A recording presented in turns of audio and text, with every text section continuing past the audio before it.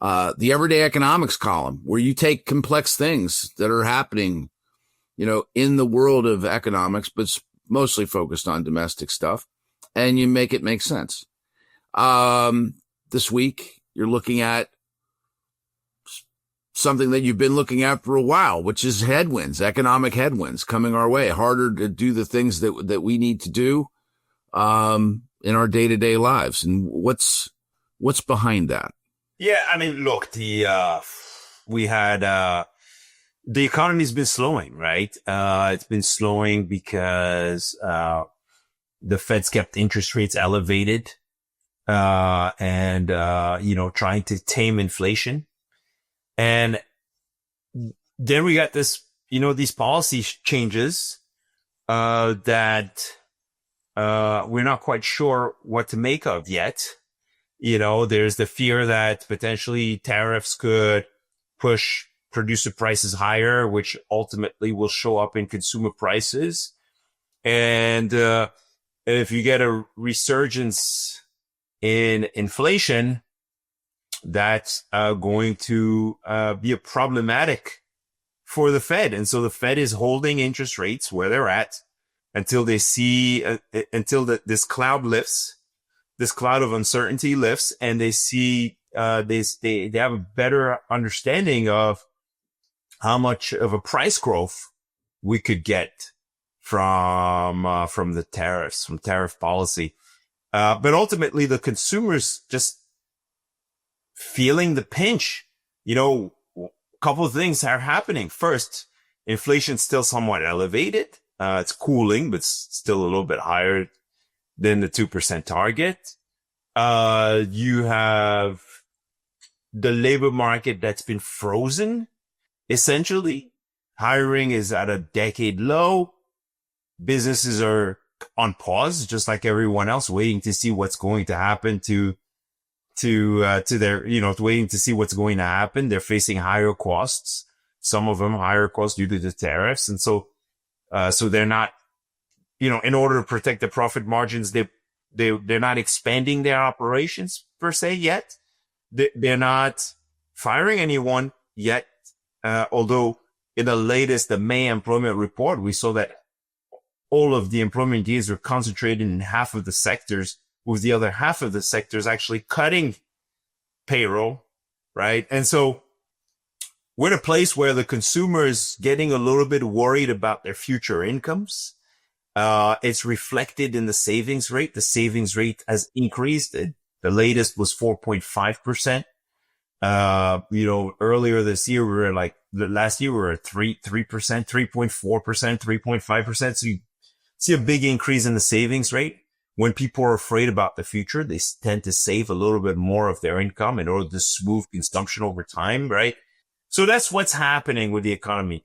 And I suspect that in the week ahead, in this week, we're going to see that reflected in some of the data. Construction spending is expected to decline. Auto sales weakness is anticipated there too. And of course, the main event is going to be the jobs report, right? Employment growth slowed a lot because of the things I've just mentioned. It's expected to slow more, right? So the consensus forecast about 115,000 jobs, down from 139,000 last month. The unemployment rate is expected to go up. The consensus is for the unemployment rate to go up to 4.3% from 4.2%. I actually think that although things are slowing, we may not see that big a jump in the unemployment rate.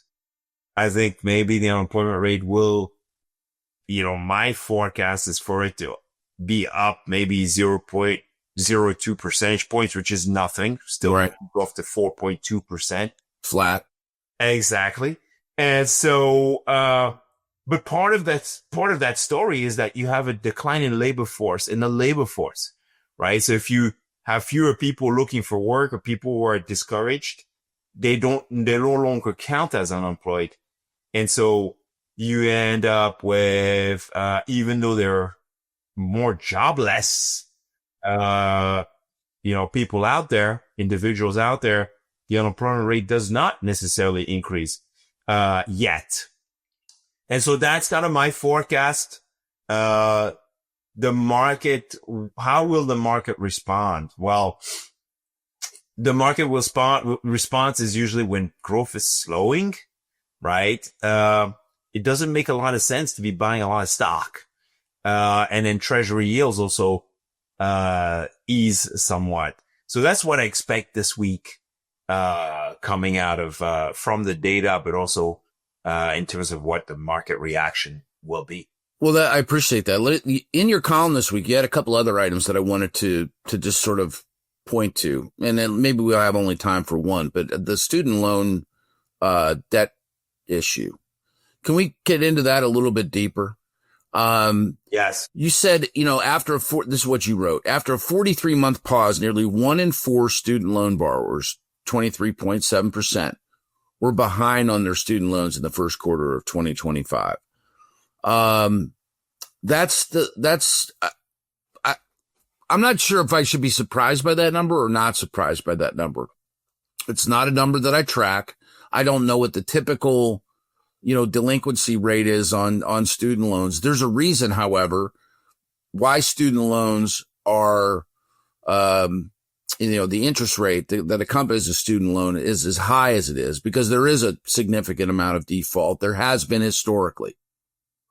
The big problem here is that basically we had the student loan pause, for the longest time, under the previous administration. We first had COVID, and then after COVID, we paused it before resuming them, right?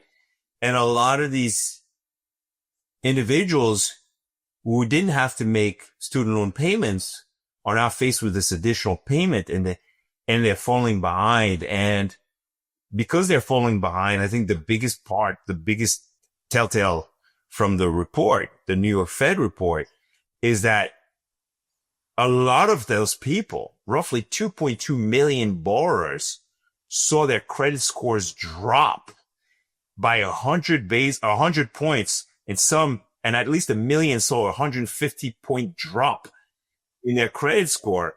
And so by the way, the majority of those people are millennials, right? Home buying age individuals.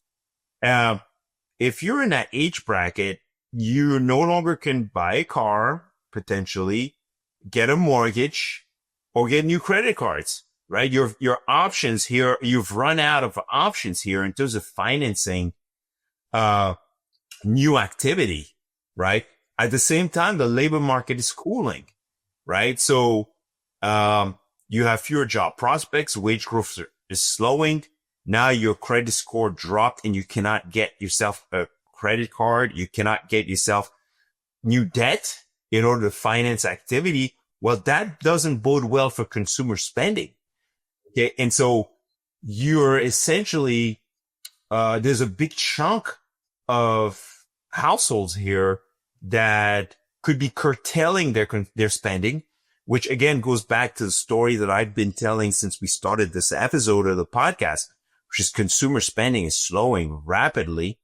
Retail sales should reflect it. Auto sales will reflect it. And the jobs report, businesses are going to start to have to cut back. So I see slowing growth. I don't really see a big growth, uptick in 2025. And so perhaps it's a little bit, I had a conversation with a friend of mine who visited yesterday. I find it very odd that the stock market is reaching new highs at a time where the economy is slowing. Well, we're going to talk about that in the next episodes. This is a good point for us to break. Hold that thought and we'll come back and you and I are going to talk about that.